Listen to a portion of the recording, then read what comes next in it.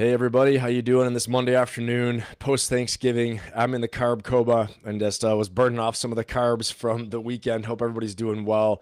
Today, I've got a very special guest. I've got Kenny Stoddart with me today, who is the founder of IronMind Advisors and IronMan Triathlon Championship athlete many times over, cybersecurity executive for over 27 years, and has generated millions and millions of dollars and done a whole lot of stuff. And Kenny has a really great story, which he's going to share with you today about, success, crisis, resilience, iron mindset, and all those things. And Kenny, say hi to everybody really quick. Hey, yeah, thanks for having me, Ben. What an honor it is to be here with you today. So thank So you. great to have you, man. I really appreciate you Yeah. taking the time. You've got a great message and a great story, and everybody's going to get so much out of it. But everybody, really get your pen and paper out and get your notebook out because he's going to share some fantastic things. And throughout the interview as well too, you can find Kenny on his Iron Mind website. Also find him on LinkedIn as well too. Kendrick Stoddart, Kenny Stoddart Jr. I'll have all that in the description. I'll have it in the comments as well too. You'll see all that, and you guys can link up with him. But yeah, I'm gonna go ahead and read Kenny's bio here because he's got a really fantastic bio and is very accomplished. And I want to read this to you guys because there's so much here that I can't do it justice off the top of my head. But so Kendrick Kenny Stoddart Jr. is an executive coach, public speaker, and founder of Iron Mind Advisors, known for guiding high-achieving professionals through addiction recovery, personal transformation, and leadership renewal. Fantastic. A former global security executive and IronMan World Championship Triathlete, he redefined success through faith, discipline, and surrender, transforming the adversity of addiction and cancer into the IronMind Mentality, a movement built on the belief that true strength is forged in surrender. Blending lived recovery experience, corporate resilience, and elite athletic training, he equips clients to confront crisis, rebuild identity, and lead with purpose, all while advancing his clinical expertise through a master's in clinical mental health counseling.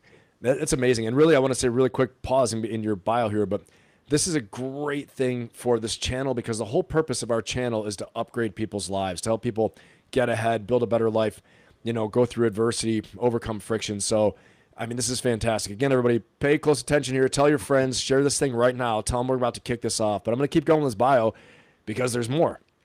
Kenny's professional journey reflects almost 3 decades of high-performance leadership and profound personal transformation. He spent 27 years in global cybersecurity, rising through enterprise and channel sales leadership roles with companies such as VeriSign, Symantec, and Sectigo. Known for cultivating multi-million-dollar partnerships and leading high-impact teams, he drove hundreds of millions of dollars in global channel revenue. This is incredible. Secured significant new business growth and consistently earned President's Club honors for his strategic influence across Fortune 500 and international markets. His success in the technology sector showcased not only commercial acumen, but also exceptional ability to build trust, lead through complexity, and inspire teams across global regions. This is really incredible. Anybody in sales or in business just knows how hard this actually is to achieve these things. Behind these achievements, Kenny was simultaneously navigating addiction and major health crises, experiences that reshaped his purpose and set the foundation for his life's most meaningful work.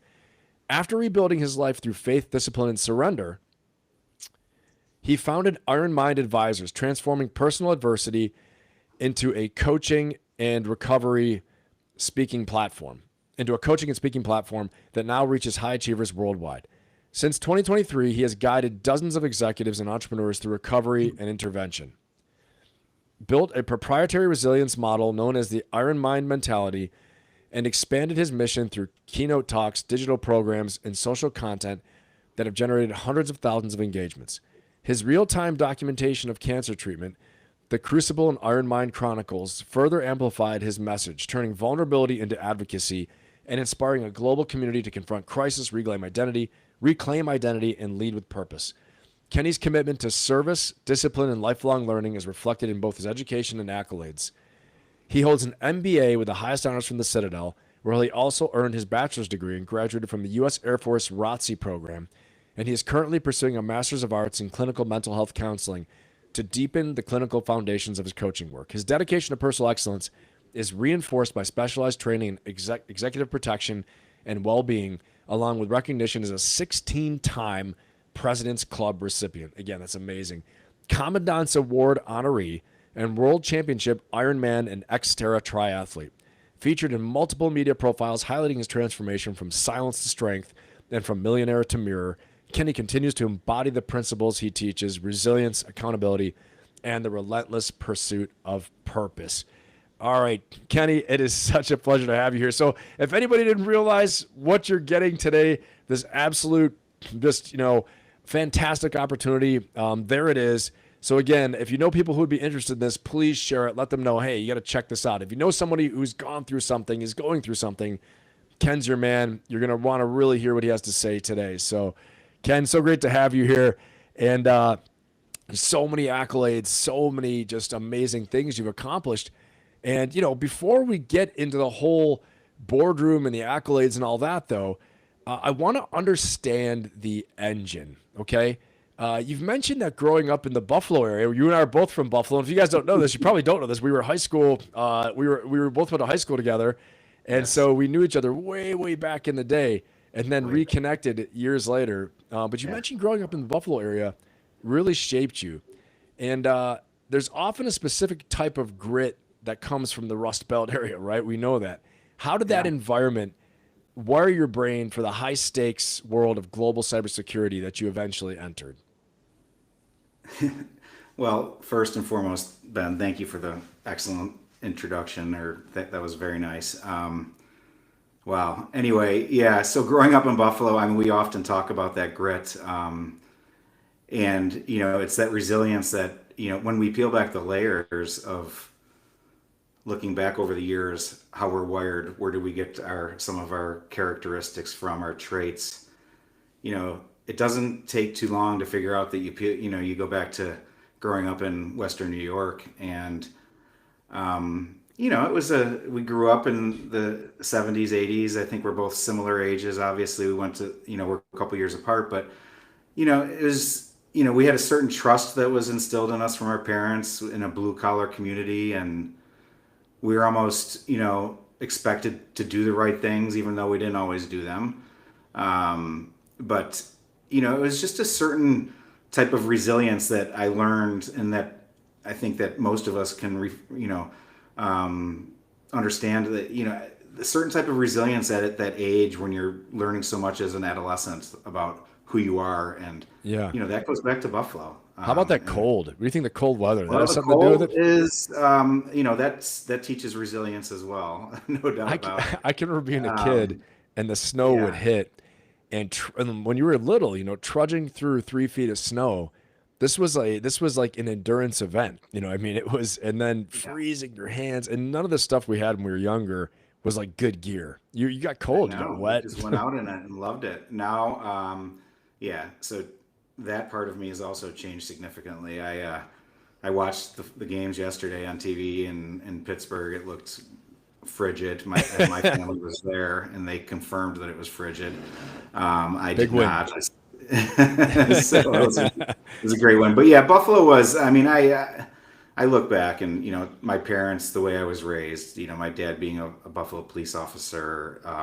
All of these things about the grassroots, the blue collar things that are true about growing up in that era, and then the friendships and the relationships that we established through sports. Many of us played hockey or lacrosse or football or both or all of the above, and I don't know, those friendships from that grind in Buffalo back in the day are, they're still near and dear to me today. But it was a unique place to grow up. I'm glad I am from there. I am also proud to be a visitor to the Buffalo area nowadays. Was warm to my blood for sure. Yeah, it never really leaves you, does it? Yeah. It's incredible. And I think back too, I just think that, that people joke like there's something in the water up there in Buffalo, because we all have, even you see the way the Bills Mafia and the fans are, the way that, the table smashing, all this crazy stuff. But Yes. yeah, we're a different breed for sure. So, but That it plays part's right wild, in. yeah. It plays right in. My friend, you've done some very grueling things. It's not that at a very elite level and not normal. It's not a normal experience for most people. It's extremely elite. So And you'd mentioned something too about the mask of high performance and about the Superman complex. And so I want to transition into that a little bit. Mhm. And, you spent 27 years in the corporate elite, 16 President's Club awards, driving hundreds of millions in revenue. And to the outside world, you were untouchable, but you've spoken about the moment you finally had to shed the Superman cape, quote unquote, Superman cape. Looking back, was that cape a tool you used to climb the ladder, or was it a shield you used to hide what was happening underneath? Yeah, you know, there's a lot packed in there.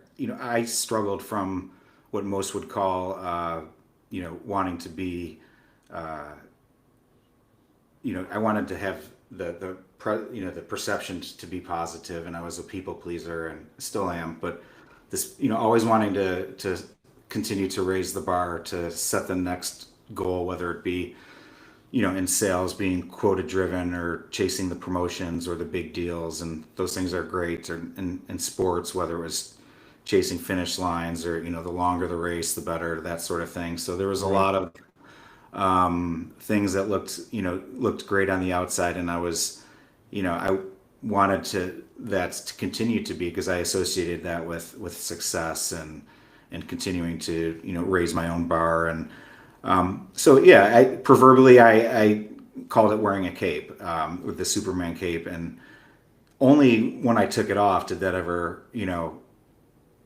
really hit home, to not have to do that anymore. You talked about my recovery story, and a lot of that was about surrendering, and I know we'll talk more about that, but shedding that cape and not trying to be someone different than what you see is what you get. Being my authentic self, and that's what shedding the cape did for me. So although I used it as a tool for success, because like I said, everything did look like I had everything going for me on the outside, and I was climbing the corporate ladders, and crossing those finish lines and doing things like that. I was also struggling inside, Mm. not being the person that I wanted to be, or who I thought I was going to be, or Yeah. wanting the outcome to be different, and not ever being happy with who I was. And that's a true struggle that a lot of people face, of this, constantly trying to move the bar, to continue to chase it. And then here we are as 50-year-olds, and Yeah. life is flying by. And I did that for, like you said, for 27 years. And I had to pivot, because it started to take a toll on my life, right? It was impacting myself in a negative way, although I had all these wonderful accomplishments excuse me, accomplishments, like you mentioned, and they were great. I'm so grateful for every one of them. But I had to make a change, and Yeah. Yeah. that's I mean, I think this is something that deeply resonates with so many people.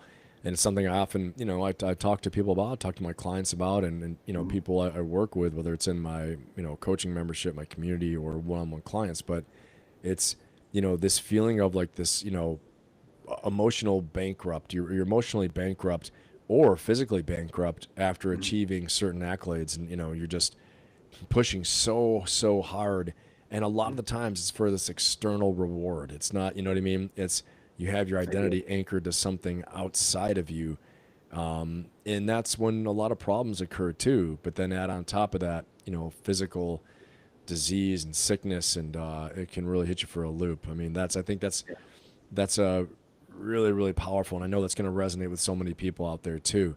But let's talk a little bit about the President's Club paradox, and this like hidden cost. There's a lesson you say you wish more high achievers understood about success and its hidden cost. At the height of your career, when the money was rolling in and the titles were growing, did you feel successful, or were you already starting to feel the weight of that quote unquote silence you often talk about? Yeah, I mean, I tread lightly around this, only because I don't want to make, I've always enjoyed making money, and Yeah. that was how we were graded in my industry for a long time. If you're in sales, Sure. if you make money, you're doing well, correct? So I always wanted to do well, which resulted in more money. It allowed me so many wonderful adventures along the way, and so I don't want to discredit any of that, but it's a decision. Like, is it worth the chase? Right? Was I chasing the right things, the money that came along with it, and so on. So, yeah, the president's clubs and the accolades, those are wonderful. Keeping them in context is even more wonderful, right? Because it's not the be all end all. Being successful at work is by all means, a wonderful goal, and we should all have that. But Yeah. keeping in context how we put into the chase, that's all I cared about for so many years, was working and being successful. And I left a lot behind, in the wake of that, because I Yeah. was chasing these presidents clubs or quotas, or I wanted to be successful. It And what does was that mean, the President's Club? If you can explain to everybody, like, what does that Yeah, mean? I mean, in the tech industry, it's very well known that if you achieve President's Club, it means you're a top performer in your space in Okay. sales, and that typically means some sort of getaway or a trip. And I've been on some fabulous ones, where you go to the Grand Caymans or the Bahamas, or Bali, on these amazing trips, and you work your butt off to achieve it. It typically requires you to be well over your quota to even qualify for some of these events. So getting there is wonderful, and then going is wonderful. But Right. the grind is intense. But these are one of the things that um, you know it's a goal that's set to go and achieve. And Yeah. I got on that train, and I always wanted to be there because it was a sign of success. If I wasn't there, it stung, right? So yeah, it's just like winning a trip at the end of a successful year, essentially. In the tech space, it's Okay. often referred to as President's Club. And if you were like talking to your younger self right now, or to, Mhm. like, let's say there's some younger tech sales executives, so they want to be executives, right? They're coming up through the ranks. What would you tell them to strike that balance? Because obviously it's important to make money. I mean, this is an Yeah. economically oriented world. I made a video the other day, and you'll laugh, maybe not, but it was a short video, and I was on the beach in Aruba, actually, after working with a client, and I was just, leading off the top of my head, saying some of these things are very important in life, like money, love, respect, and money just came out first. And somebody wrote and was like, oh, very telling you said money first. And I said, what does it tell you? I asked them, and then they said money doesn't matter. Really? Well, you come Oh, on now. So I mean, what would you tell? Because clearly you said that right away. I got to be careful here. I think that's very responsible of you, because yeah. what would you tell, like, a younger guy who's like, I want to kill it? Like, what's the balance? Like, what would you say? Well, I would say that it's not the only, Yeah. there's so many things that are signs of success, especially whatever bracket you're in. I started in my 20s grinding, working hard led to money, but taking care of yourself, Right. being, leading by example. I love that one because it's probably, that doesn't mean making the most money or working the hardest. It's oftentimes working the smartest, but Mm. leading by example. These are the things that, I work with a lot of what I call younger generation guys, that that I are folks that are 20 years younger than I am, that and I've been there, done that, believe me. And they're in sales, and they're making their way through the system, and they're doing fabulous, and they're chasing some of the same things that I did. But Yeah. I see them taking way better care of themselves. The partying is not nearly like it was, which is fantastic. And Right. again, I had a blast doing it. I'm going to get chastised for, like, but I don't care. Like, there was too much of it for me. Yeah. It Right. was just, Right. you were expected to be there and be on your game and all the time, and Right. that adds up. And Yeah. And I've heard that as a so, Wall Street thing too. It's like the traders and things. Like, if you don't, yeah. if you're, just from other clients of mine, things like that, if you're Mhm. not out at all the events, and just somehow that's how you gain advantage through your network too. So, It is. And I'm not saying don't do that. I think that you can fit it all in. I mean, and you do that right now. I mean, when you land somewhere, you go to the gym. right. And you don't have to do that either. You can just land somewhere and get a healthy meal, and Mm. walk around a little bit to get, we all know what we can do to be better. But I preach this to these younger folks that, you have to take care of yourself. And a lot of them are already subscribing to that, which is great to hear and see. But I also get into the logistics of, when they're at a company event, and, it's important to be the first one there, not the late one there that's hungover from the night before. And, That's a great. your leaders are if you're at an event that's hosted by your company, I can promise you your leadership they're there and they're ready, and you should be too. And when you're not, it resonates. It's a terrible look. Right. So those are just But little I things love that I that. say. Be present, be in the gym, be shown, like that's where if you want to be a high achiever, let's set some. Those are the things that they do. Yeah. Yeah. I mean, that's great. That's some And they still go great to the networking event the night before, but they might make better eating decisions or drinking drinking decisions, decisions. or go Yeah. to home, or go to back to the room and Yeah. at a reasonable hour. It's And like a business athlete, right? You're a business athlete. absolutely. And Yeah. I've done it both ways. I can Right. tell you Okay. which one's a lot better. Yeah. And it's the latter. Boy, this Being is a great being advice, present and Kendrick. healthy and full of energy is incredible. I'm worth 3 times as much as compared Yeah. to what you know. This is great Um, advice. I mean, honestly, and thank you for sharing, those real yeah, tactical details, because these are things, so if you're listening, whether you're in the live listening right now, or you're, watching on the replay, you can apply these to whatever career field you're in right now. I mean, and I love what you said. You said, you want to be one of the first ones there. You don't want to be the last one there. Meaning, you're over partying, or don't close the place down. Treat it like a professional event. Get in, get out, do all the right things. It's a networking professional event, and then get out of there. You gotta. As one of my first sergeants once told me, always show them your best side. And I said, what side's that? He smiled. He said, your trigger side. well, yeah, So, I don't know if it's that intense at these things, but you know, it goes a long way. I really do, and I'm not going to say that I was always the first one there. I wasn't. Now, fast forward, and we talk about my recovery, and I applied the same principles where um, I was the first one there, right? nice. Because when and transitioning into several years later, when I asked for help and I went and got help for my situation with alcohol, and um, it was life changing Yeah. because I was able to do that, and have that wherewithal to say that you know I know you'll transition to that, but that's another Yeah. huge example of We'll get into all that stuff yeah, for sure. There's the real meat. I'm funneling everyone in, but while we're on this subject of, like, the yeah, networking events, potentially uh-huh, overdoing it, you know, let's talk a little bit about, the crash and the crucible, and the functional addict myth. You talk about this, yeah, and so we need to talk about the things that executives don't talk about. yeah, You've been open about how addiction and recovery shaped your approach to leadership. There's a myth that in the business world that you can function at a high level indefinitely while battling addiction.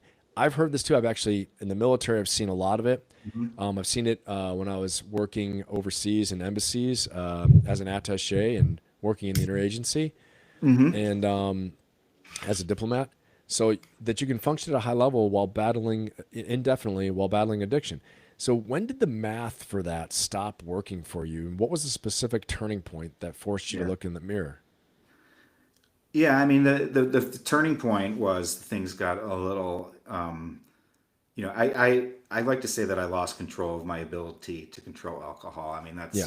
you can spin it whatever way you want it, and Right, I'm right, not right. gonna spin it. The reality is like I lost control of it, and it was putting its talons into me and trying to pull me into a lot of bad situations and Mm, directions. And I had, thankfully, after several checks and balances, I had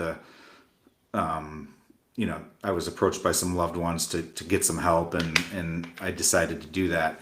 Um, as I mentioned, briefly ago, taking care of yourself at 30 and 35 is so important, because when you're 50, some of these things do catch up with you. And that's how I started to notice. I started to notice I had not near the energy or the passion to do what I wanted to be, to work. And that was because alcohol was, the after effects would be taking me elsewhere and whatnot.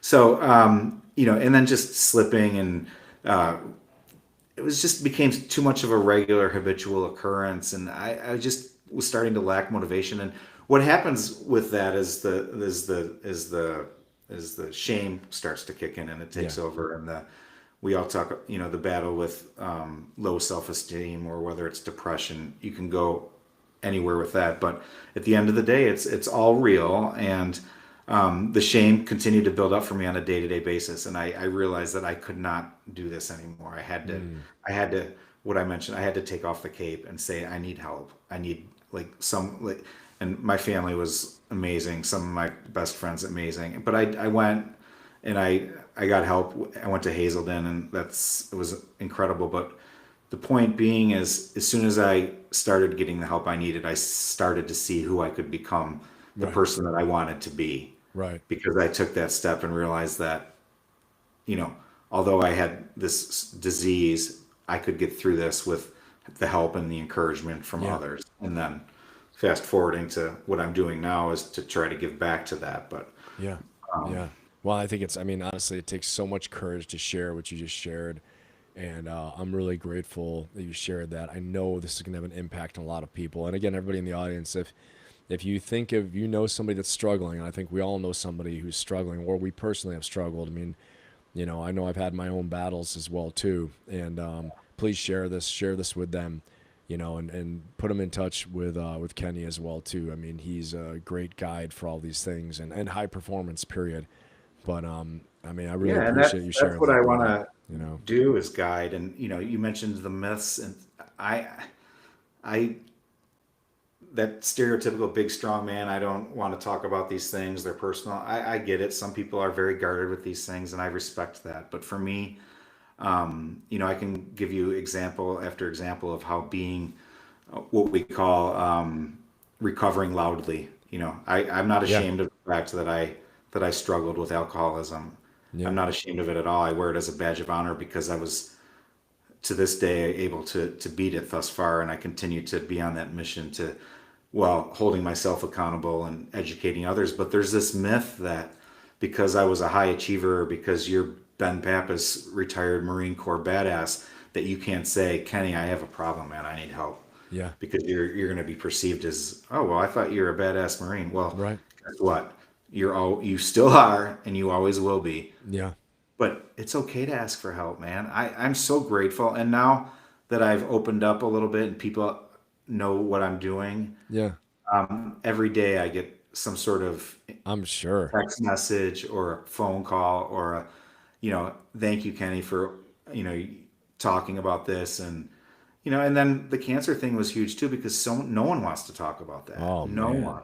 Holy crap. Everybody wants to, crawl into a hole and be depressed. It's terrifying, dude. You've been, it is, and it was. But the only thing I could do at the time was choose to embrace it, my diagnosis, and again, recover loudly, and go through that so that people could learn from things like early diagnosis. But I think we have to get rid of the myth. That's what I'm trying to do. Especially alcoholism is a big one. No one wants to admit that they drink too much. No. Right? I didn't want to.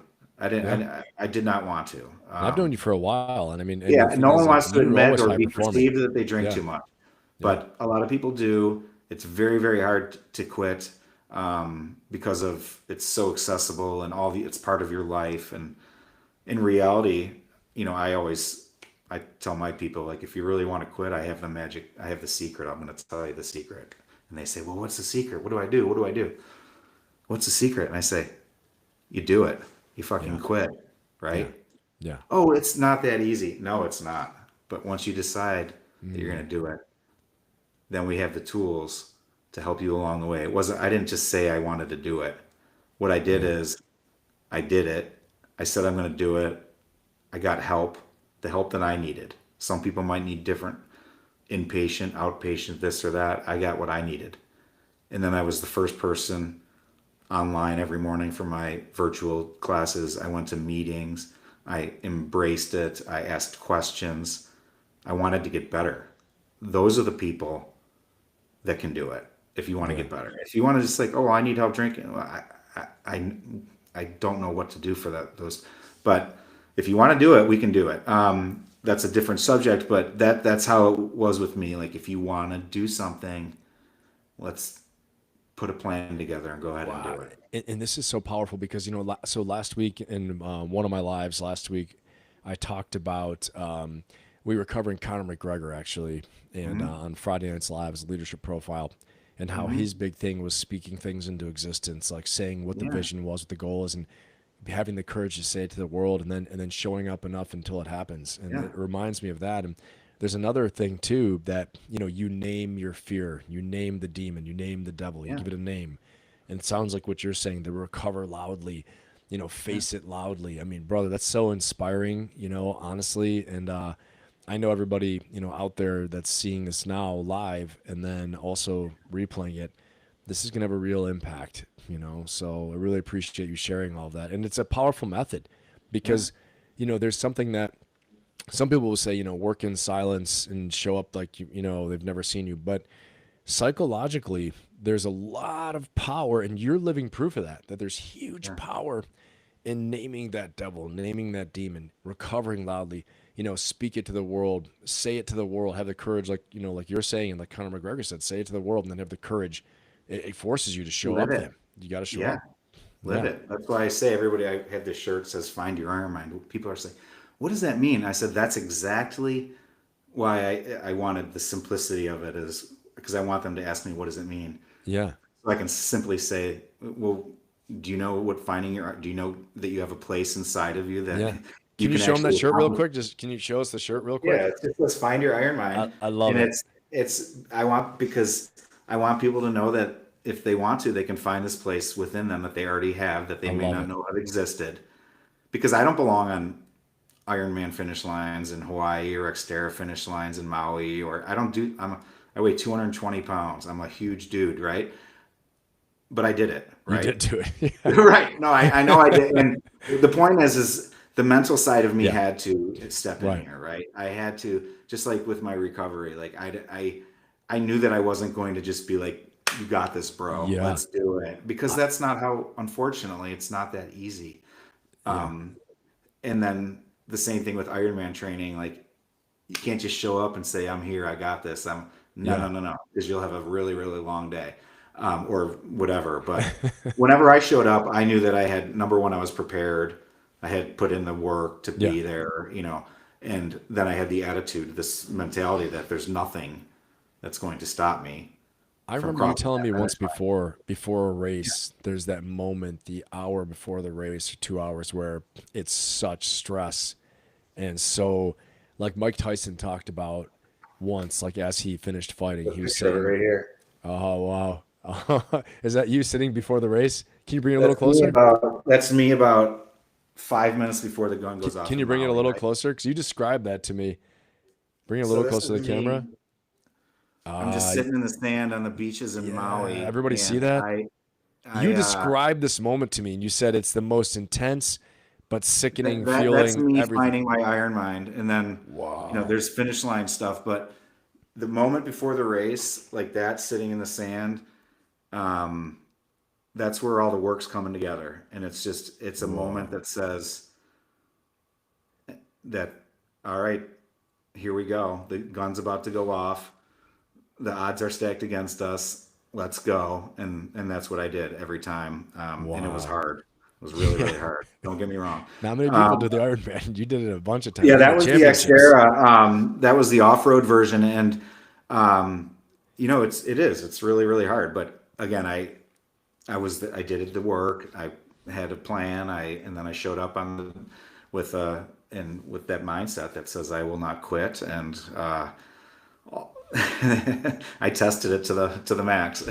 Well, I'll tell you what. If you want to learn how not to quit, definitely look Kenny up, and he will Those get you are hard right. ones. Yeah, thank you. I've got a couple. I've got a couple. It's funny, but I've got a couple aspiring special operators out there. Uh, People in the audience that are, looking at the special operations community. I know you could help with that type of endurance training too. and just Yeah. all kinds of things. But, everybody in the audience, definitely, check out all of Kenny's stuff. We got a lot more to go in the interview, but please go over to his website, follow him on LinkedIn, get in touch with him. Can you tell us the website one more time? Yeah, sure. It's ironmindadvisors.com. Okay, Ironmind Advisors. ironmindadvisors.com. And then on the Yeah, on and there's several LinkedIn, ways to connect with me there, and thank you for allowing me to do yeah, that. On my LinkedIn, it's all through the ironmindadvisors.com. And yeah, I like I said, I love the endurance part of it as well. That's not, um, I love the mindset portion the most yeah. because that's where I had to really tap into to accomplish a That's lot the of those key. things. That's the key for Yeah, everything. Not just yeah. Well, let's keep on rolling here. But yeah. next little topic, but the biology of dignity. And when you're in the depths of the struggle, so rewinding a little bit to the struggle we were talking about with alcoholism, and then later other struggles as well too. But when you're in the depths of that addiction struggle and trying to perform at a high level, there's so much tension.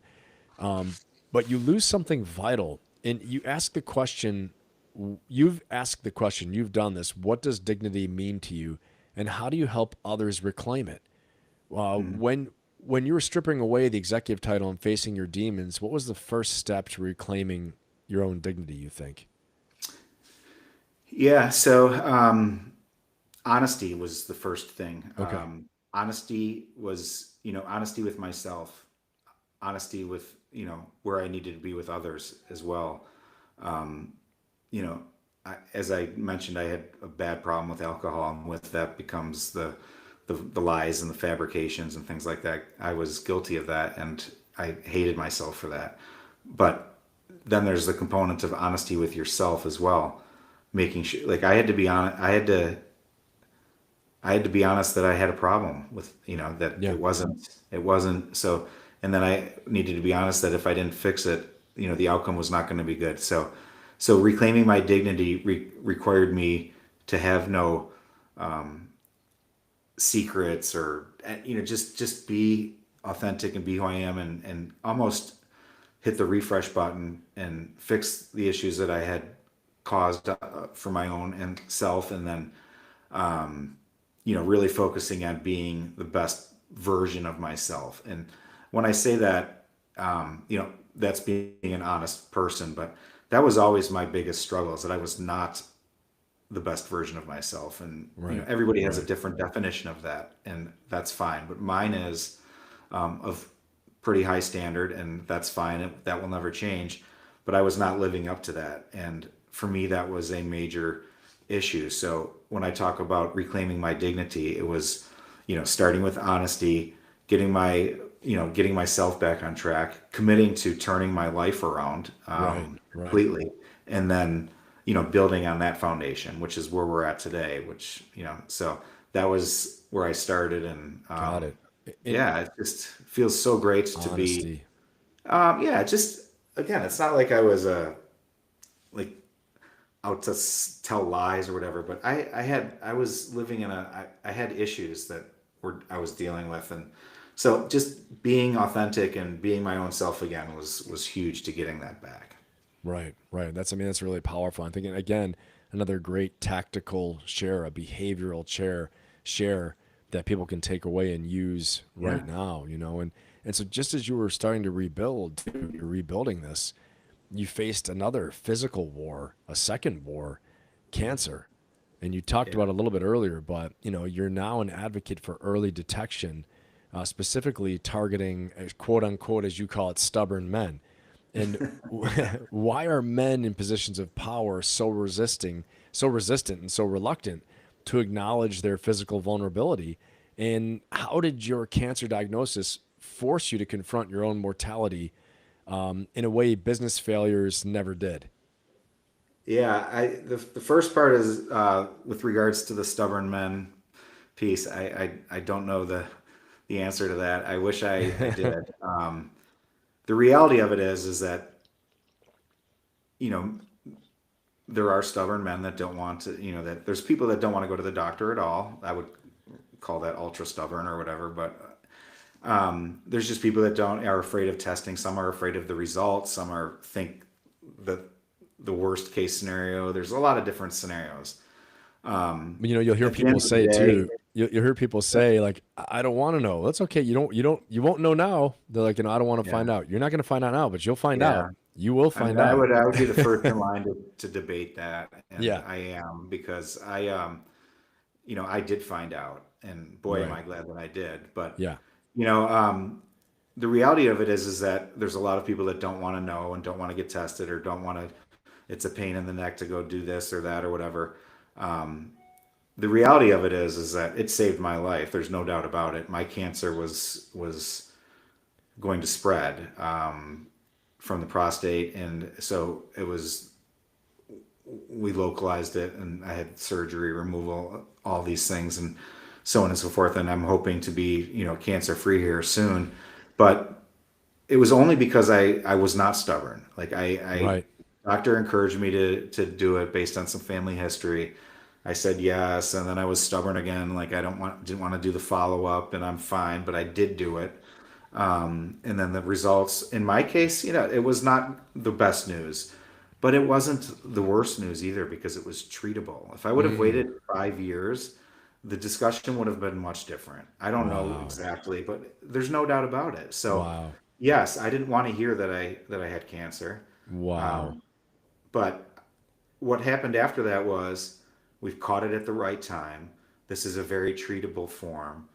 You happen to be in the backyard of one of the most incredible hospitals with some of the best doctors and surgeons, with the Mayo Clinic here. Yeah. So all these amazing things started to happen. I started to embrace it, that, I'm going to tackle this thing. And then I shared a story with someone that I ran into in an elevator. And I'm like, yeah, I just had this diagnosis. It was another gentleman. And he's like, oh, who's your urologist? And I mentioned, and he's like, oh, that's my best friend. Let me make sure that you're all set, or whatever. And I'm like, never asked for anything, never wanted to be. He just happened to, because I mentioned to it that I had this diagnosis. And there's ongoing different examples of how it's benefited me Right. to have gone through it. Now, I'm not wishing it upon anybody. It was super scary. It was a pain in the. It was not fun. But I've gone through it, and because of that, I will happily sit here and talk about it and educate people about the process.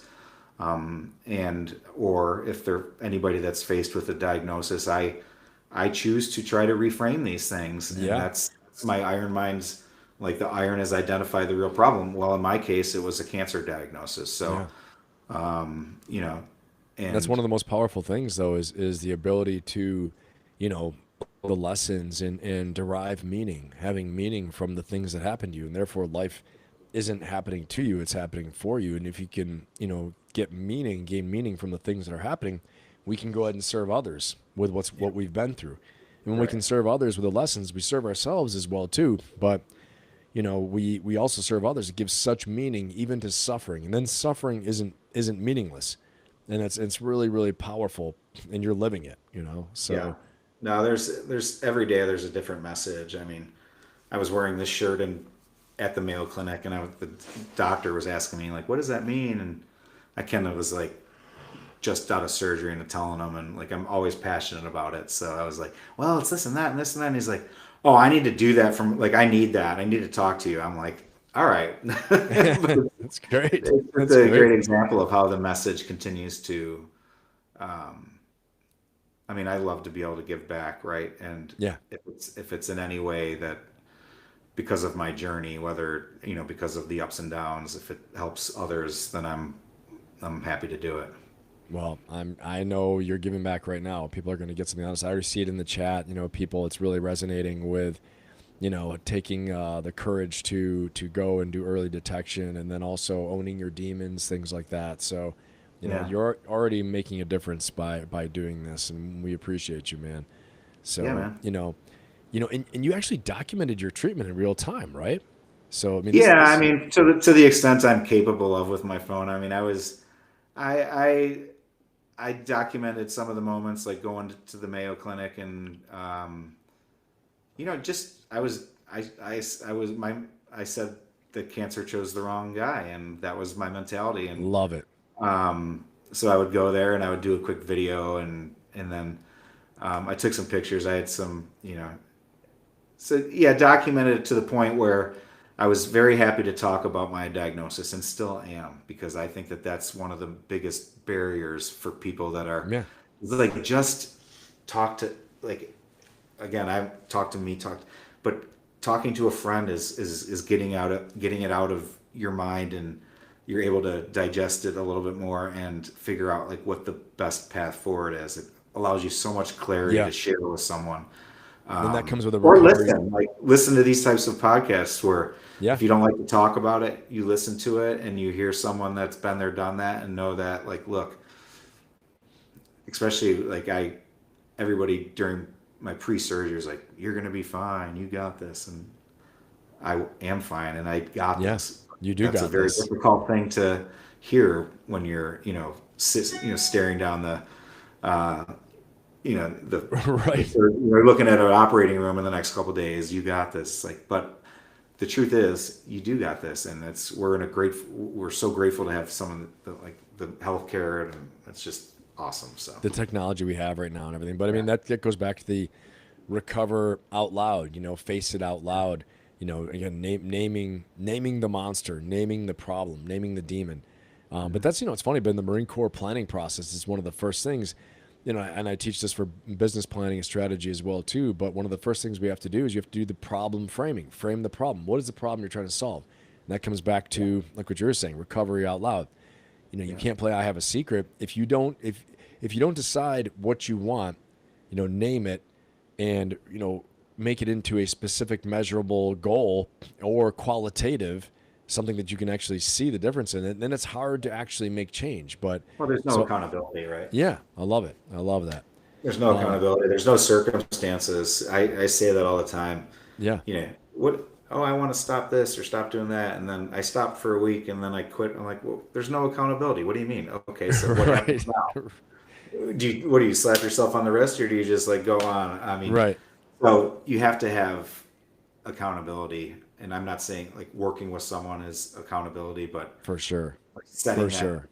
that stake in the ground and saying like today's the day, and I always we're say gonna that. freaking do that. And yeah, no, I mean, and we're not gonna quit come this Friday and break our fast or whatever. It's like, Makes a stop huge quitting. difference. The Yeah. most successful people that I've worked with, and that I know, and same thing with you, all the most successful people in many walks of life, they work with somebody. They're either in a community, they work with somebody one-on-one, they have a coach, they have a mentor, they have something, they're in a program, a school, something that Oh is, yeah. that's you're immersed in the energy, the positivity, the motivation, the inspiration, but also the momentum and the accountability, like you're saying. So, Yeah. I mean, that's what makes the Marine Corps so powerful. It makes it so powerful. The culture of everyone's on this mission. Who wants to go out and do this stuff we do? You know what I mean? It's like, or like the Ironman. If you're doing it all alone, but when you have all the other competitors there, it's something where, I mean, I'm sure it's never easy, but it lifts Oh you a yeah. little bit. You're just like, okay, Oh, that guy's going the nuts. competitors, the spectators, everybody. Yeah, for sure. Um, there's no doubt about it. It's Yeah. those are the components that help. And let me ask you, do you feel that like by showing vulnerability, like a lot of times leaders in the traditional sense, and unfortunately still today, we see like, some of this toxic masculinity, stuff like that coming back up, but also even in the female leaders too, where they don't want to show vulnerability as this kind of old school mindset. But actually, a lot of the times, people who show vulnerability are people who have incredible strength. And do you think like showing your vulnerability in some of your times of weakness actually made you more formidable and more powerful as a leader? Yeah, I think it remains to be seen.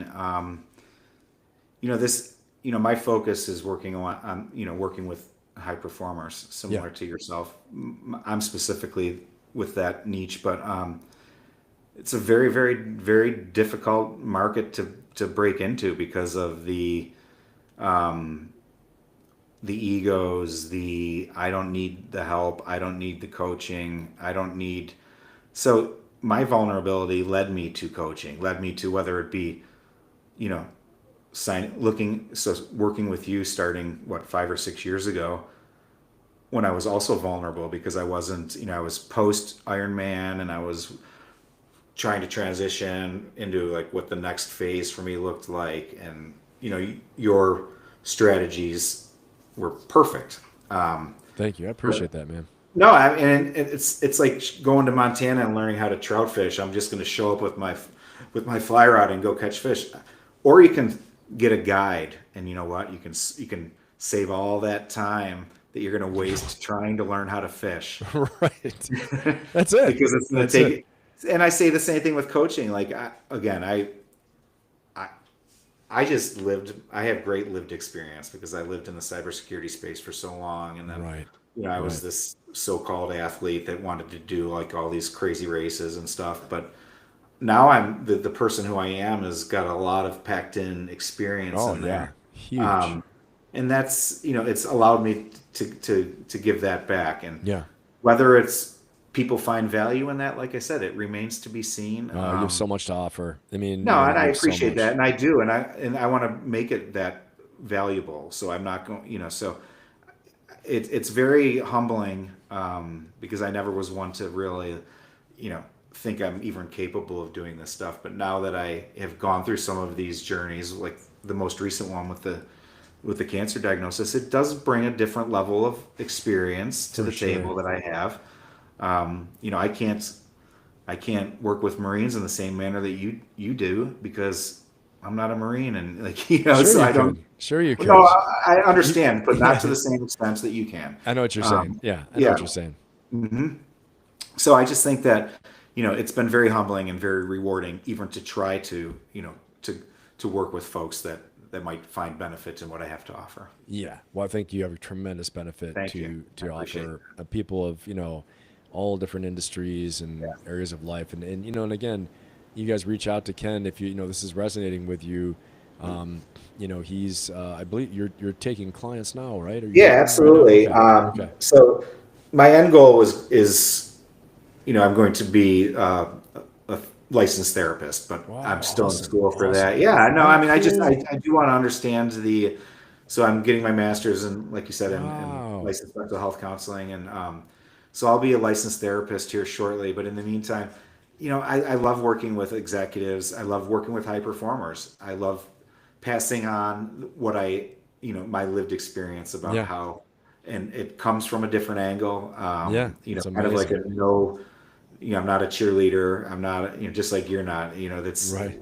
I like to take this stuff very to heart and work with people and address their, no BS type stuff and get to the point and solve problems. Well, let's talk about exactly. It's a great segue too. Let's talk about the IronMind philosophy, the IronMind philosophy. So defining the Iron Mind. And I love the picture you brought up and showed us, me finding my Iron Mind. I mean, I think this is like, a great moment in the show here and in this podcast that, it brings us to the core of your work today. So what exactly is the IronMind mentality and how did it emerge from this whole intersection of the corporate burnout, addiction, cancer survival, Ironman triathlons, all these things?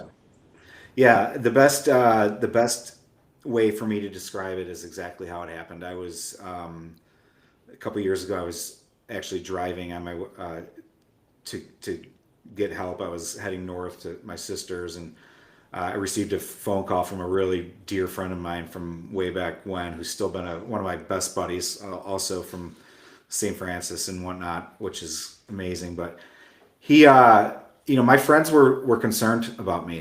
They wanted me to be the Kenny that they knew, and I was not living up to that. And that day, that conversation just resonated with me. And my buddy said to me, he's like, I need you to whatever it is that you do when you do your Ironmans and stuff, do that for your recovery. And I'm like, interesting. Nice. I was driving and I was like, what does that mean? Because, like I said, I'm not built to be an Ironman triathlete. And, what it took to do those things was incredible willpower, incredible mental fortitude, resilience, all the things packed together. And, I thought about that and I said, it's going to take that same mentality, and I'm going to call it the IronMind mentality, because it's the Iron Man piece with the mental side of it, So IronMind Mentality, and I just, it stuck with me from that moment. And it's a combination of what it takes to cross that finish line, whether it be the personal one or the physical one, like an Ironman race, or the mental one, like whatever it is you might be struggling with. Could be depression, low self-esteem. I mean, I've had all of the things in some form of capacity, but I think that getting through them is the mental side, and it really it invited me to package that up, and what does that mean, and how can I teach other people about what it took me to get through recovery or to get across a finish line at an Ironman race. And that is the IronMind's mentality. It's built, it's using adversity as strength.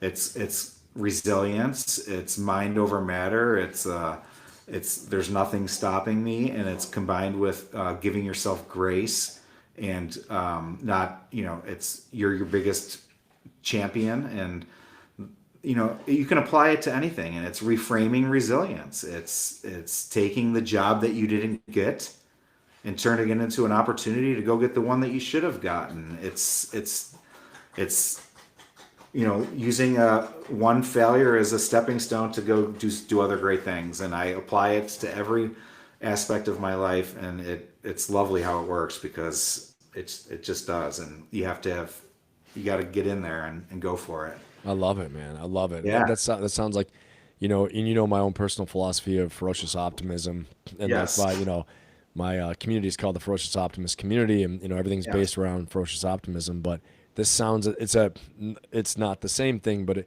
it echoes to the combat mindset, that I talk about, and this is, Marine Corps Special Operations, Yeah.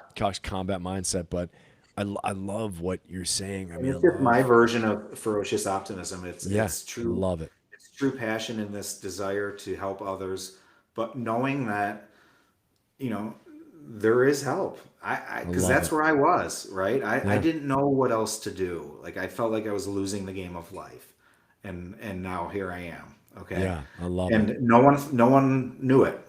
No one Right. knew I was That's what I was losing gonna the say. game And of let life. everybody in the audience understand that on the outside, you'd be like, this guy is winning, winning, winning.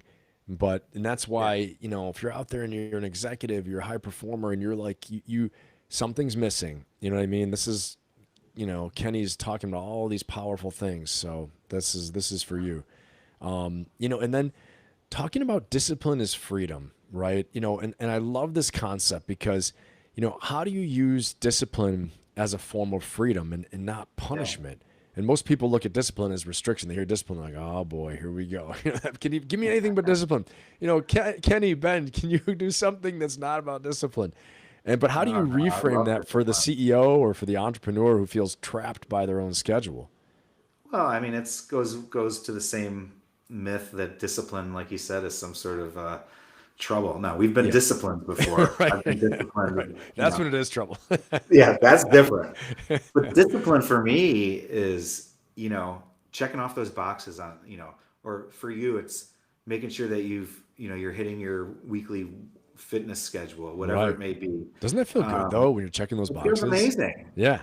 Yeah. Well, the alternate, or is not doing those things, and how Right. badly Right. that feels. Okay, Right. so if you weigh how badly that feels versus how great it feels to check your boxes, to get your workouts in, to go for your walk or your whatever it is, versus not doing them and feeling like, ah, shit, I wish I did that today. Right. I'm Right. doing the walk. I'm doing this all day long. So Right. that's discipline. That doesn't mean you're in trouble.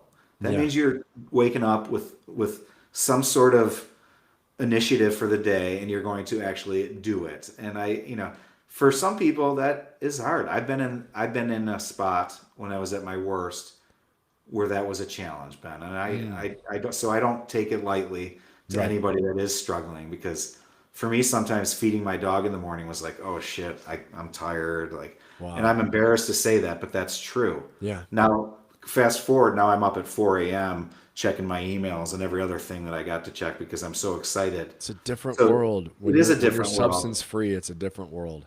Completely. But Yeah. behind all that is a layer of discipline, Right. where I love to be able to check the boxes. I love be able to say that, yeah, I didn't want to, or I wanted to get all my workouts in this week, and I did it, instead of saying, well, I got 3 out of the 5 in, and the other 2 I kind of wimped out on. Well, that's okay. Well, all right. But it's really like an But ecosystem. It's like a system, right? Like when you're, clean, you've stopped the poisoning, physical, the, drinking, eating, because, honestly, eating can be substance abuse almost in a way too. You're eating the wrong things, you get sluggish. But when you stop the poisoning, mental, physical, emotional, all these things, and you're operating clean, I always say that, yeah, discipline can be hard to establish a discipline routine. It takes a lot of willpower in the beginning, but once discipline, you build habit of discipline, and you attach emotional power, excitement, passion to the act of discipline. Like checking those boxes, it sounds crazy, but I attach so much power and energy to. I check the box. I know it's getting me to my goal. My goal, my vision is fantastic. It's powerful. It gets exciting. Then I'm like, oh yeah, yeah, one more step closer. This is great. And like I always say too, try to get things done as early in the day as you can. yeah.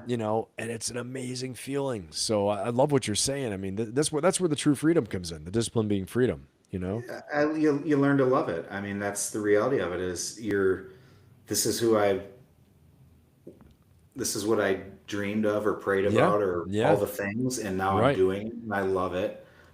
It's manifestation. It's the secret. Call it what you want. The reality of it is like, this is the goal. This is what I wanted, and again, I set my goal in a very uh, vulnerable spot, right? Because I right. was struggling to the max, and I set the biggest goal I could. I said I want to do a complete life transformation starting right now, and I Wow, that's what I did. That was November 7th of 2024, over wow. just over a year ago. Haven't So had a proud of drink you, man. since. That's I amazing. did well.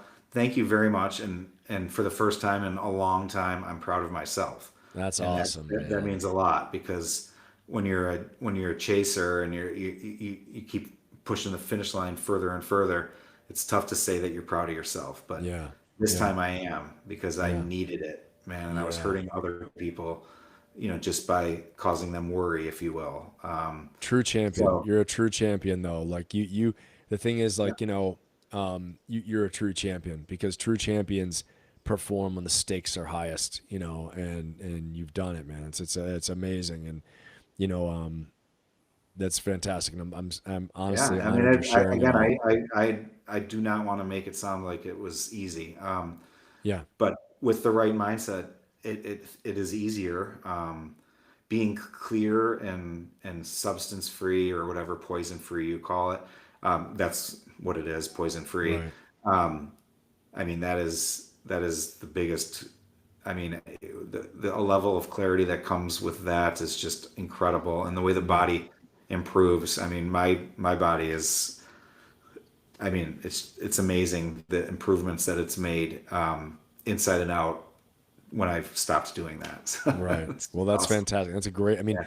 this is a great testimony for everyone out there, and so powerful, and it's, I know people are going to get so much out of this. So, and again, everybody in the audience, share this with someone, just send them the link. We still have a ways to go here, quite a bit of, discussion with, Kenny, but, please definitely share it. Tell people to jump in here, and, if you think it'll benefit them, and I know it will. And one of the things too, we're talking about discipline, motivation, but you're Ironman World Championship Triathlete, business executive, President's Club, all these things like that. High stress, high performance, grinding, taking risks, having courage, and all this stuff. And physical suffering, mental anguish, the grind, the pressure. But how do you maintain discipline when the motivation fades? And how when the adrenaline of the launch wears off or the quarter's looking bad. Trust me, I've been there too. I'm an entrepreneur for years now in business. And sometimes like a sales, you lose an account, you lose clients, something happens, you get sick, and you know all about that. And Mhm. what mental mechanism, this is the iron mind, right? Like what Yeah. mental mechanism you use to keep moving. Yeah. I think that, you have to embrace those thoughts or feelings, it's hard to be going 100% all the time. And Right. a lot of that that's a cliche in the burnout world, always going at, a mile a minute or 100%. But, recognizing some of those moments when it's okay to, I don't know, take some time to hit the reset button, if you will, whether it be a day or a week or whatever it is that does it for you. But it's, the Superman wants to work through those moments, right? Right. Right. Superman wants to just say like that, I'm not lacking any motivation. I'm going to fly through and save everybody. Right. Reality says, take a deep breath, take a step back, do a moral inventory, or how are things going, like a life check, if you will. Like, are you healthy?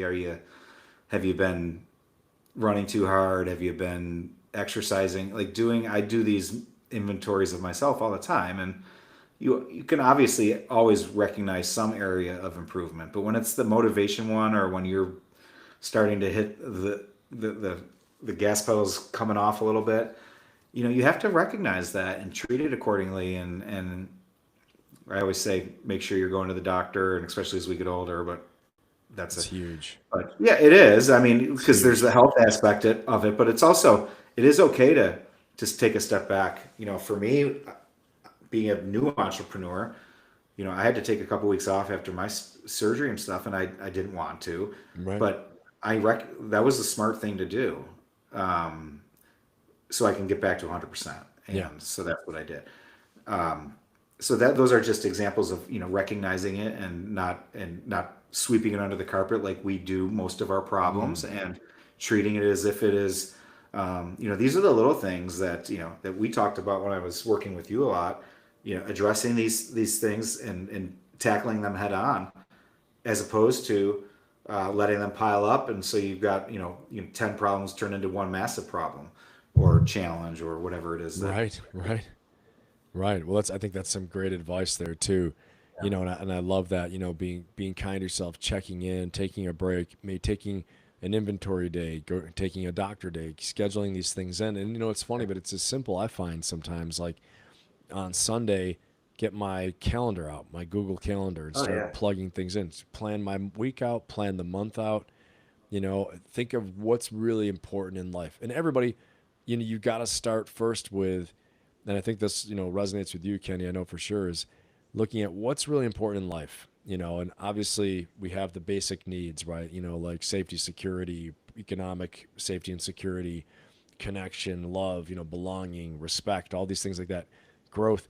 But then we get, and that first one, safety and security, has to do with your health too.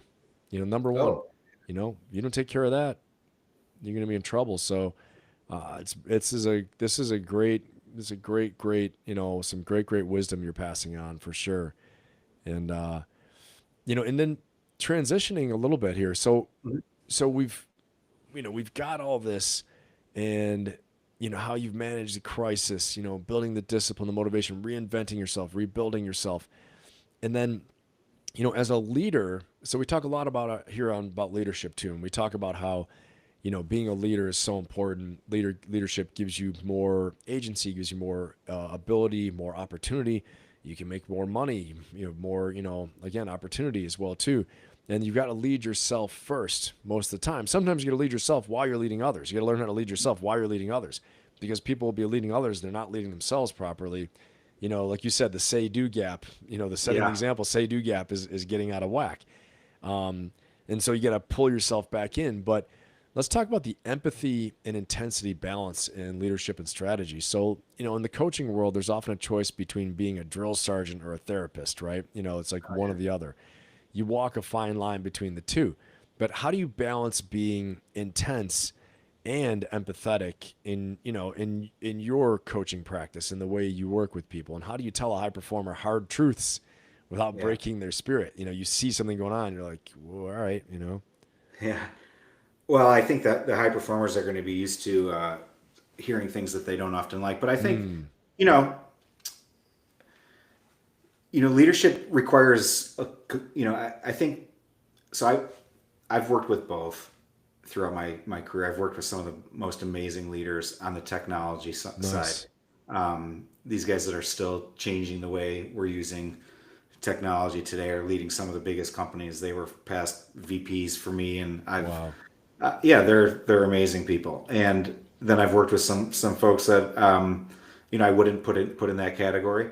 Um, the best ones have a balance of that empathy, that versus that when they have to be direct and hard, they've earned that right to do that, and Okay. they do it in a way that they also know how to read their who they're talking to, like Yeah.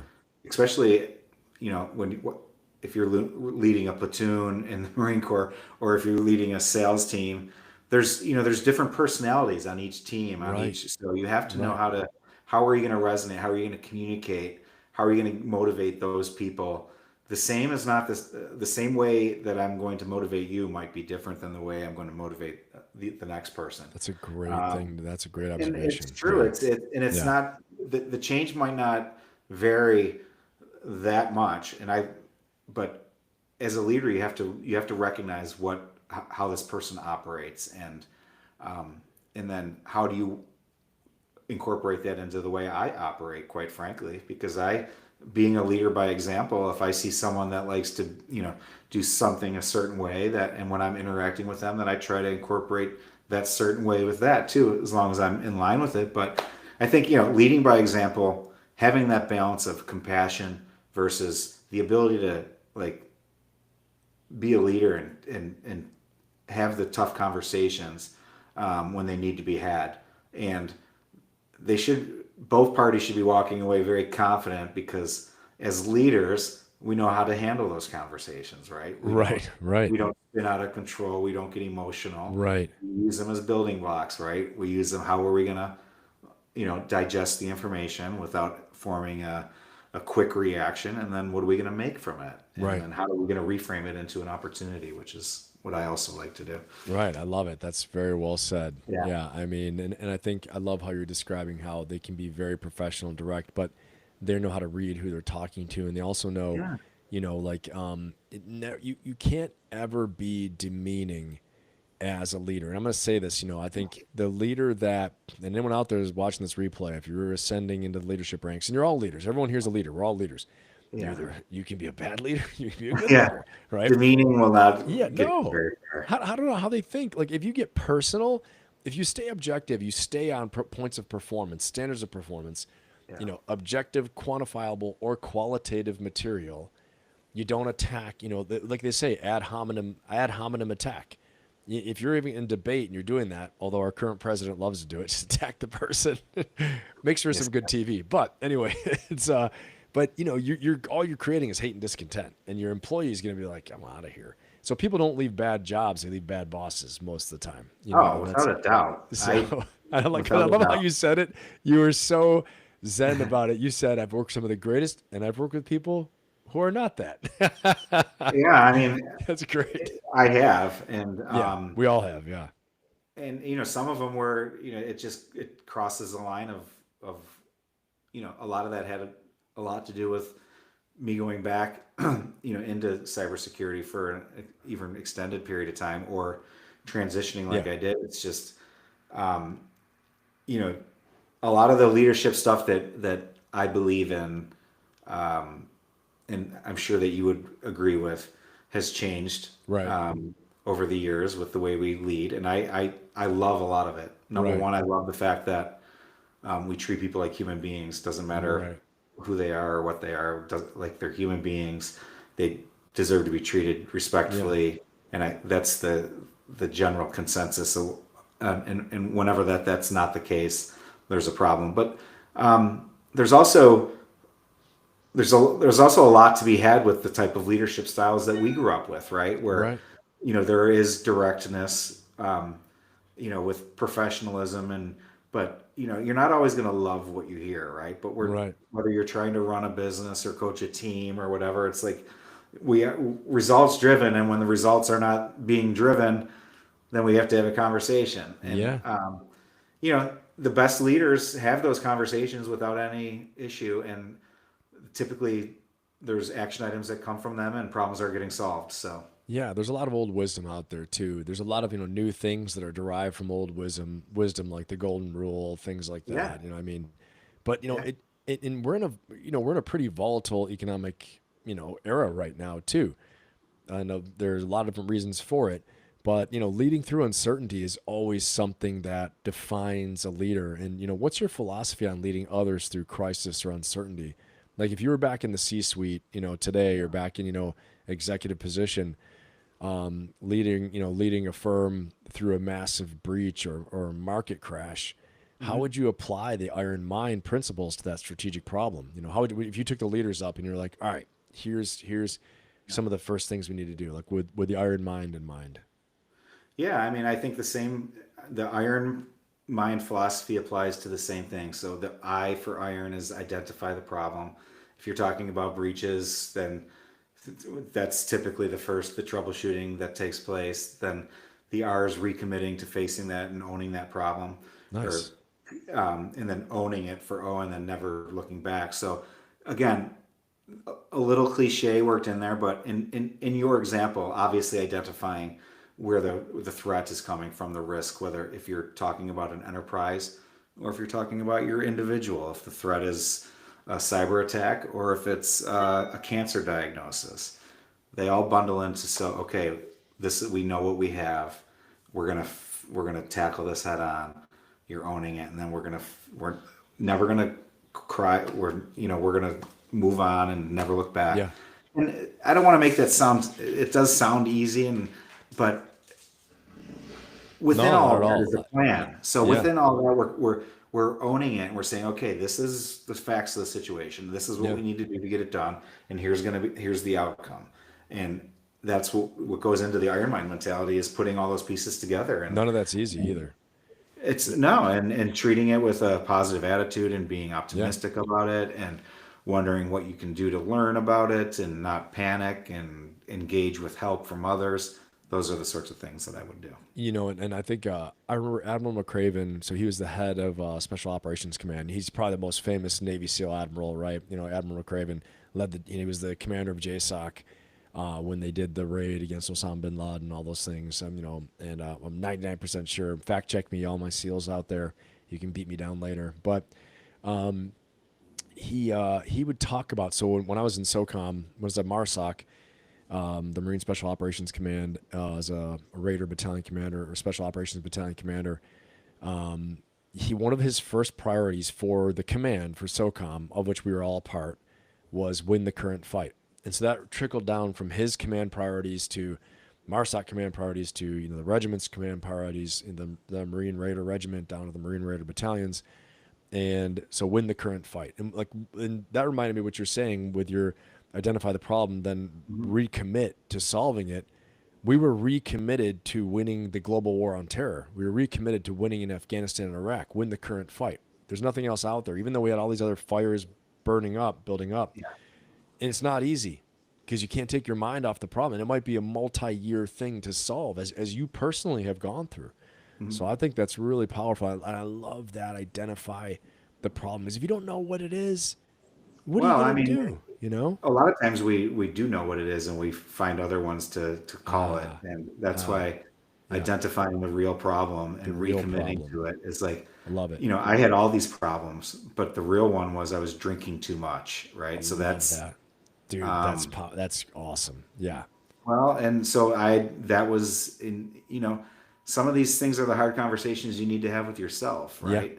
No doubt. So identifying that real problem, like it was not too hard to identify once I wanted to sit down and well, what's called, is it financial? Is it health? No, you're drinking too much, right? So, Right. There's always that side of us too, that like the strategic commander side of us. yeah, it's There's like, like, the warrior that wants to go out and get, and then you're like, why isn't that working? Oh, I don't know. It could be that. And then one side he's like, yeah, I know what it is, dumbass. It's this. yeah, Just and stop and there, I just, again, the these are real life problems that a lot of Right. us face, Right. and I don't want to like rah like iron mind, like recommit, you got this, but in reality I actually do, Yeah. um, because because life is full of obstacles, right? We're all going to have challenges. We're all going to face adversity. Um, Hopefully less than more, but reality says that we're going to all have challenges in our life. And reframing them or repurposing those challenges or figuring out how to turn them into a stepping stone is really a helpful way to approach the things that are inevitable, and that is adversity. It's going to happen. Yeah. Yeah. Yeah, I mean, I love that. That's powerful Yeah. stuff, really powerful stuff, and I can see it's resonating with people, out in the chat as well too. Yeah, I can see Good. that people saying I can relate, things like that. This is awesome, man. And um, you know, f- so feedback is fuel. Let's talk a little bit about that. Like ego is Uh, often the enemy of growth. And how do you turn feedback, especially painful or critical feedback, right? That you don't want to hear, but it could be when you really embrace it, the thing that makes you go ahead. But how do you channel that and turn that into a refined messaging and growth? How do you teach leaders to stop defending themselves and start listening, or to not to get defensive? I've felt it before too, where I get some feedback and I'm just like, and I want to fight it. I'm like, just hold on a second, listen, let it sink in for a minute. If the shoe fits, if that's or if, can it make you better? Can it yeah. make you better? Simple as that. But how, Yeah. how do you how do you do that to make people start listening and not let the ego, because the ego is important. Don't get me wrong, everybody. The ego is important. It protects you, and it also makes you take chances and believe in yourself and have confidence to say, I can do this, and I can learn this. I can overcome that. But sometimes too much ego can stop you from actually growing or taking critical feedback. How do you get leaders to Yeah. stop No, defending and I start mean, listening? you said it very well there because, again, I'm not mocking ego either.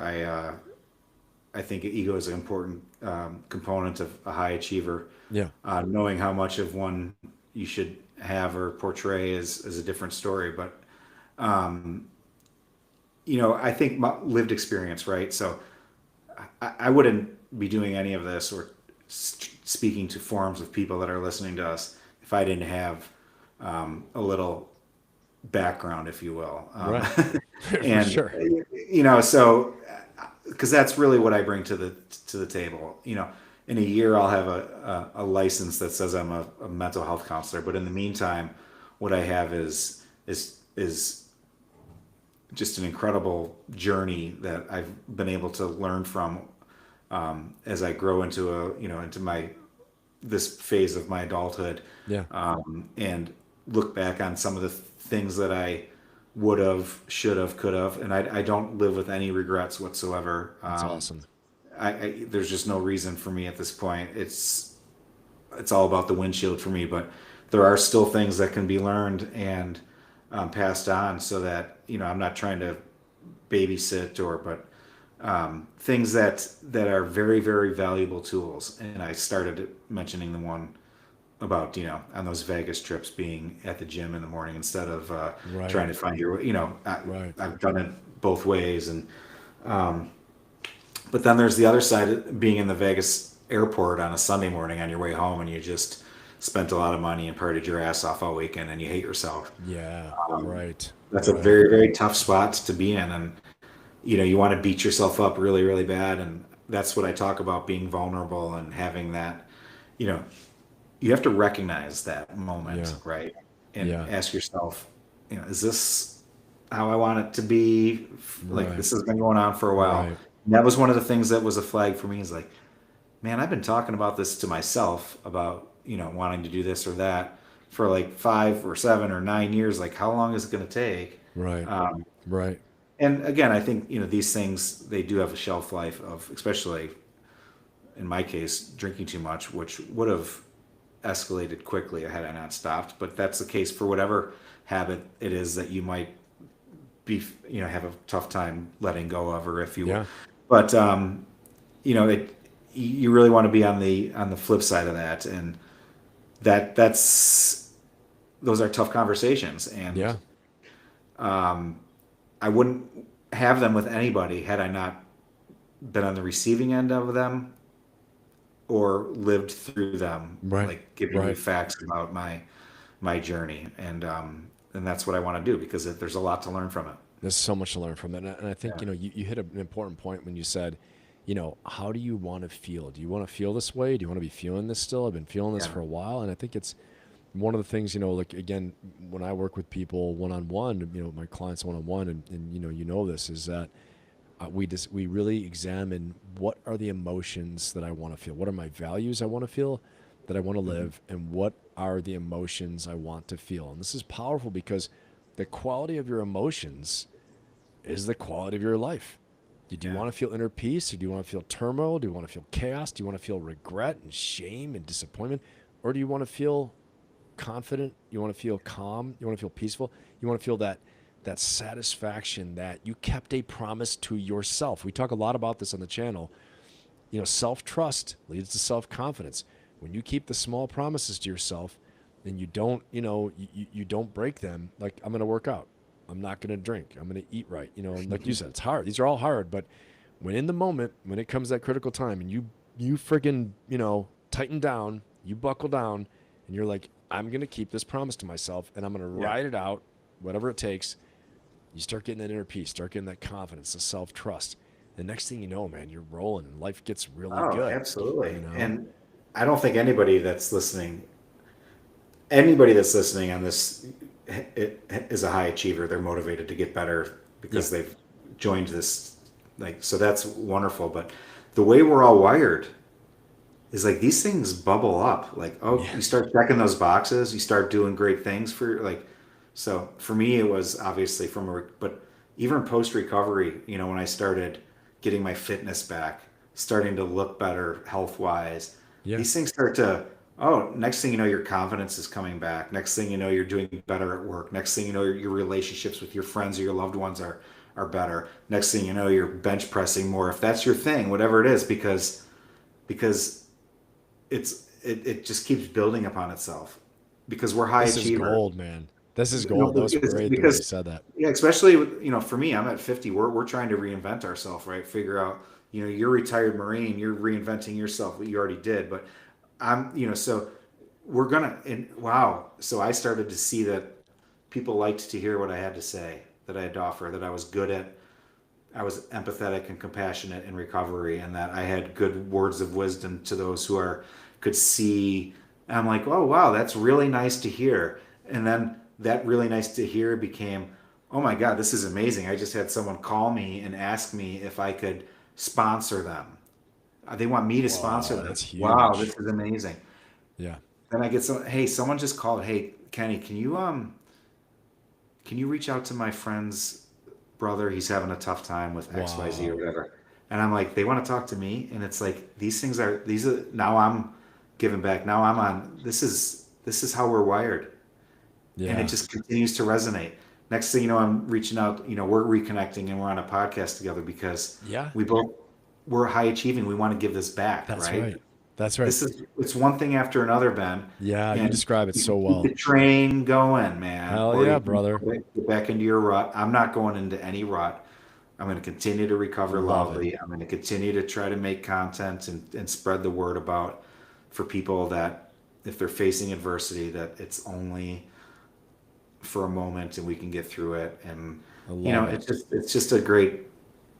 It's amazing. It is amazing, right? Yeah, it starts with these small little things, and some small. So I once was coaching at with the Super Bowl quarterback Trent Dilfer, who is the head of the Elite 11, and he was he's the former Baltimore Ravens quarterback for them in the Super Bowl. And anyway, so he had an academy, Elite 11 academy, the best quarterbacks in the country, all stuff like that. And I was coaching with him, but I was more of the leadership coach. And I was a football coach too, but I'm not a quarterback. And so one of the things he would tell the quarterbacks, these are like the current starting quarterbacks at like Ohio State, all these places, these are like the top guys. He said, small things are all things. He would say it all the time. He's like, if we can do the small things right and we pay attention to those, and they're hard, they're not easy. And he would say the small things are all things, and then you have to do the lonely work. You have to be strong in the lonely work. When you're alone and it's cold and you're out there and you're practicing, nobody's watching, you got to do the lonely work. And this is again, and we talk with the audience, everyone out there, guys, keeping the small promise to ourselves. And Ken is a living example of this. He's keeping the promises to himself, building the self-trust, the confidence. And as he said, it then snowballs, man, and it just gets better and better and keeps going. Opportunities start popping off. Yeah. You got to stick with it. It's awesome. Yeah. I'm inspired here.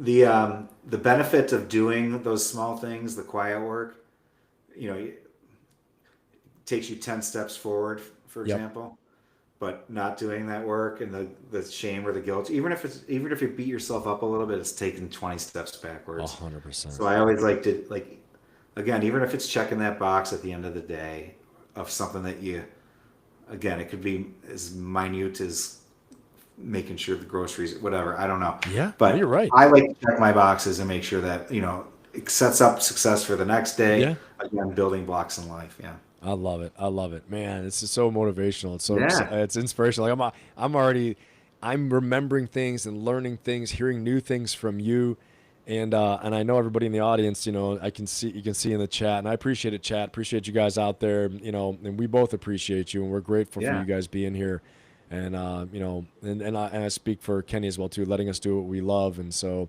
as I always say, and it's awesome to have you guys here. So, well, let's keep on rolling because this is This is some great stuff, man. I'm like ready to go run through a wall here.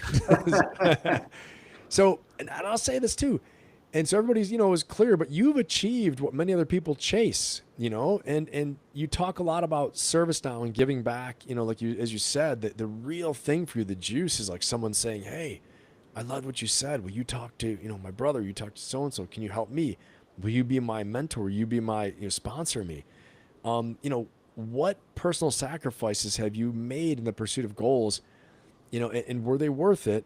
And how do you define service now, whether to family, community, or clients? And we touched on this a little bit, but let's dive in this a little more and talk about sacrifice and service. And Yeah, I mean, you're right.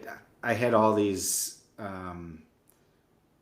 successful moments, if you will, throughout my career, that defining moments of doing great things all over the world with different partners and big transactions and whatnot. And I was successful doing it and went to all those presidents clubs. And,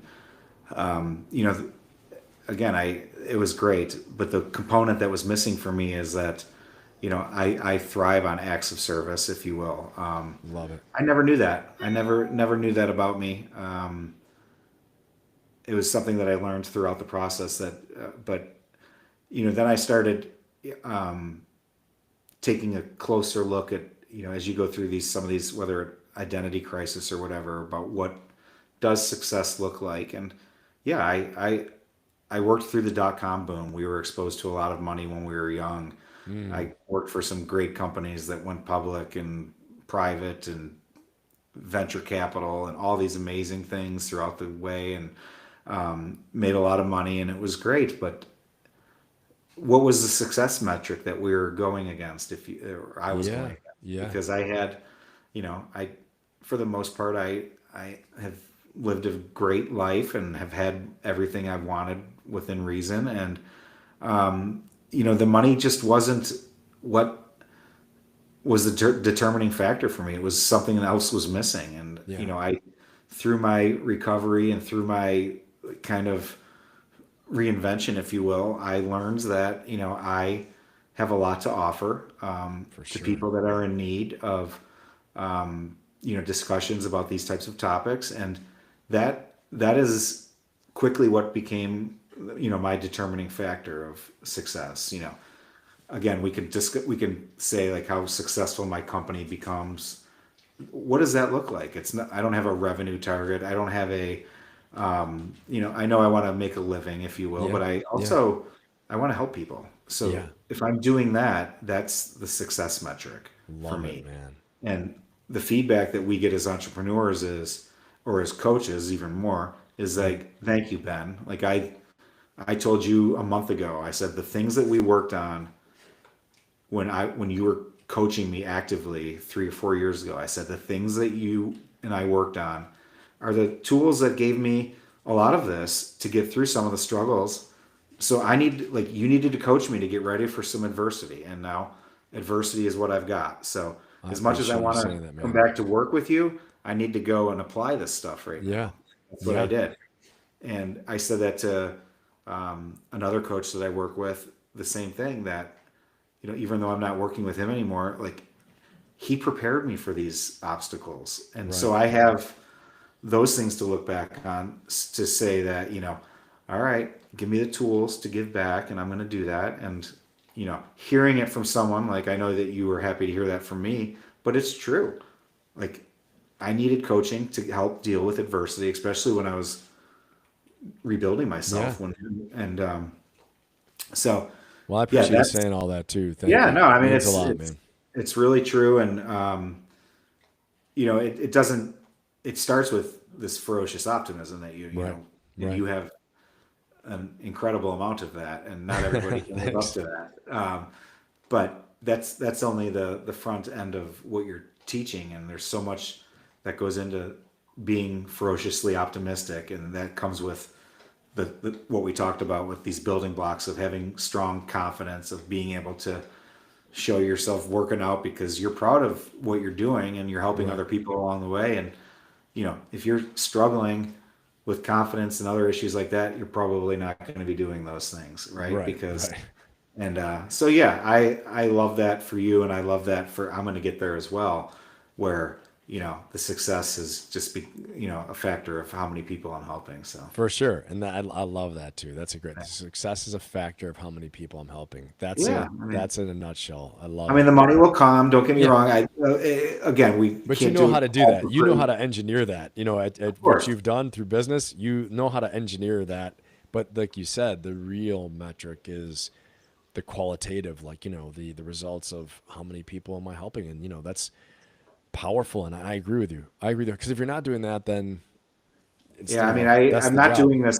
I love learning about it, and I want to be the best leader possible. Yeah. But right now I'm only leading myself, and I have a couple dozen clients that I work with, and they're fantastic. But again, there's so much value to be passed around here. For sure.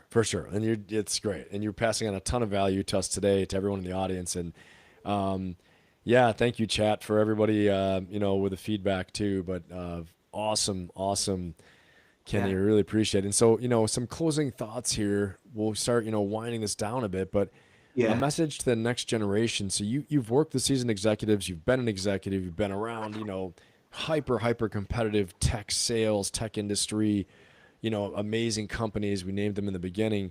But if you were speaking to a 25-year-old just entering that hustle culture, and we talked a little bit about this in the beginning, but really, really distilling it down, that hustle culture and tech sales and entrepreneurship, what's your message, the IronMind message too, for the young professionals? Yeah, my message would be, the hustle is a great thing, and it teaches, I started my career as an inside salesperson with a phone and back in the day. And I hustled to get to where I was, and I have no regrets about it. There's also, you have to love what you're doing, right? You have to love what you're doing. So you can't hustle in technology, for example, because it's lucrative or could potentially be, there's this stigma that, if you're good at selling in tech, you're going to make a lot of money, which potentially could be true. But there's a lot to be said about being passionate about what you do, and following your dream, and not letting money define who you are, or the hustle define who you are. There's a lot of ways to hustle, and hustle in a healthy way, and in a very effective professional way. I encourage, again, leading by example. Good leaders typically fall into the hardworking category.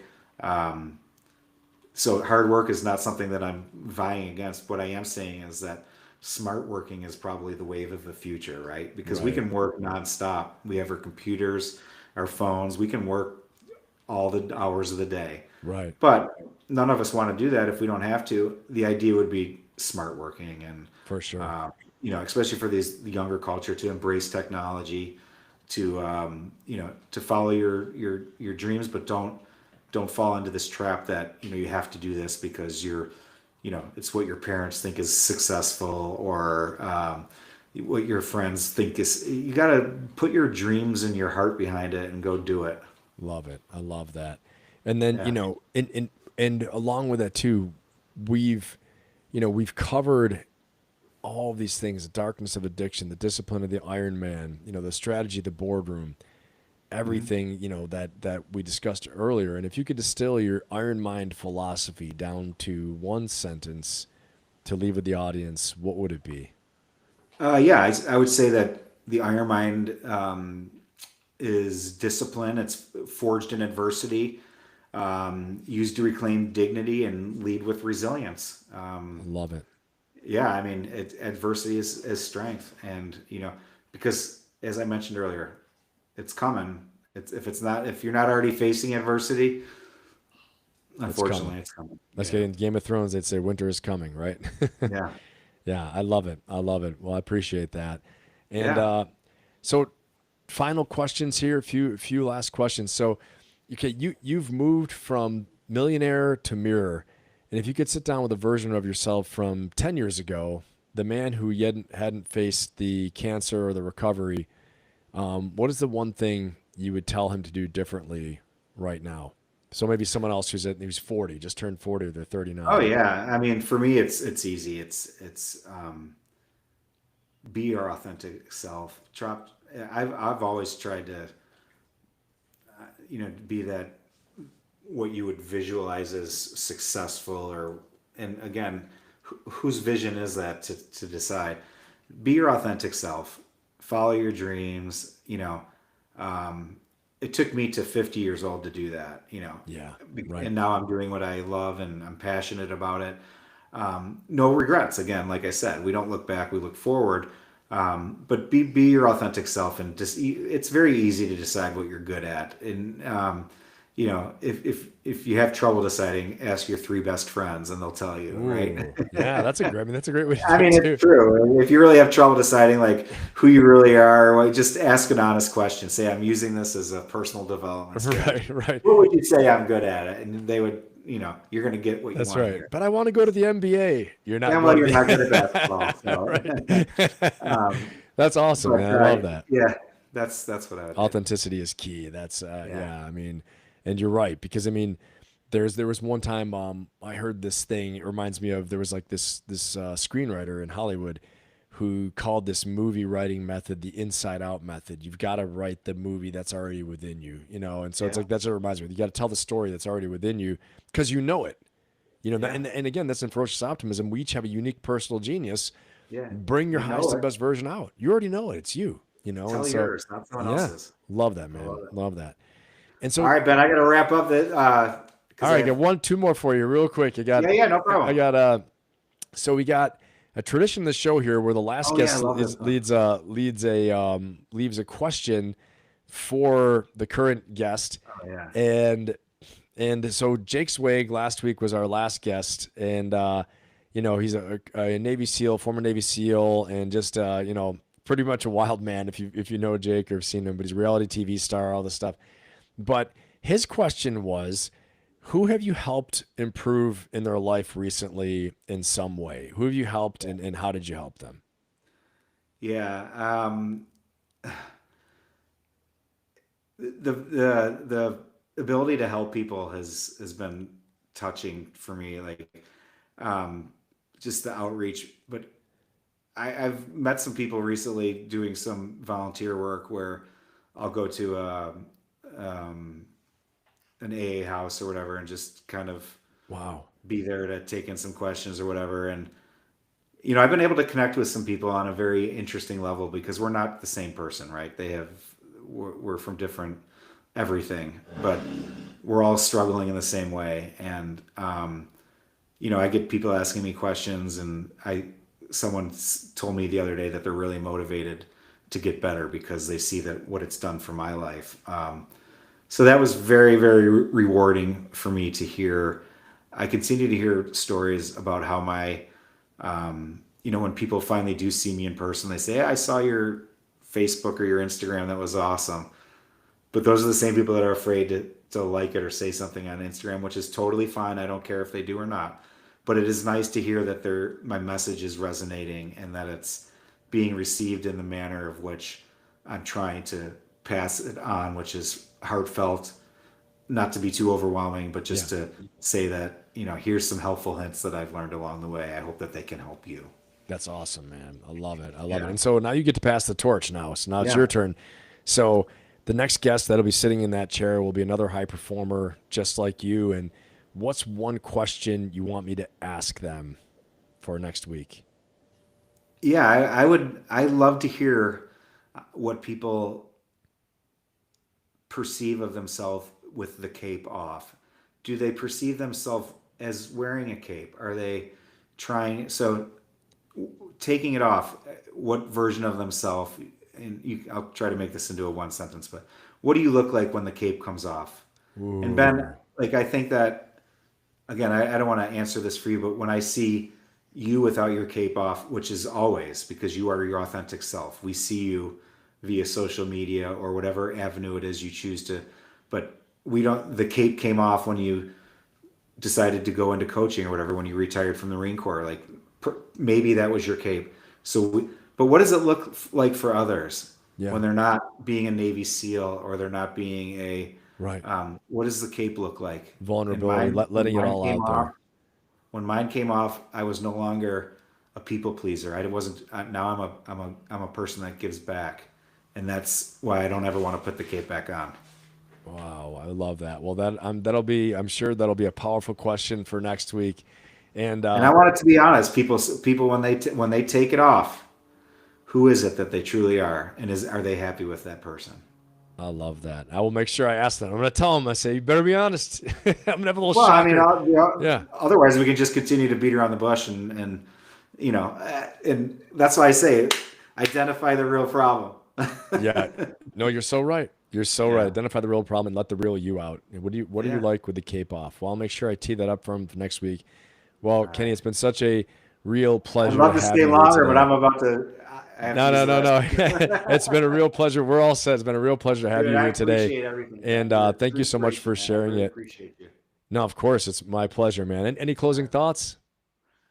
Yes, I mean, I could talk closing thoughts all day, but first and foremost, I would say that thank you for allowing me this audience, and hopefully that I could provide some thoughts or feedback, and that can be helpful because I want people to truly live their best lives, or if they have to, turn their lives around like I did, because I needed to do that. I really did, and if there are ways to do that, but ultimately it's an incredible experience, feeling great every day, and I want to help others do that. All right. Thank you so much, Kenny. Hey, and everybody, thank you so much. Go check out Kenny out on ironmindadvisors.com, right? And also on LinkedIn. And you guys like, subscribe, share. Okay, chat. We really appreciate you guys being Yeah. here. And again, when you like and subscribe, you comment and you share it, it's going to reach more people. Kenny's message can reach more Helps people, us. and that's what we want. Yeah. Yeah, So, it helps us a lot. Thank you. all right, everybody. All right, Thank you man. so Take much. care, All buddy. right, Kenny, take care, man. We'll talk to you Bye-bye. soon. All Thanks, right. chat.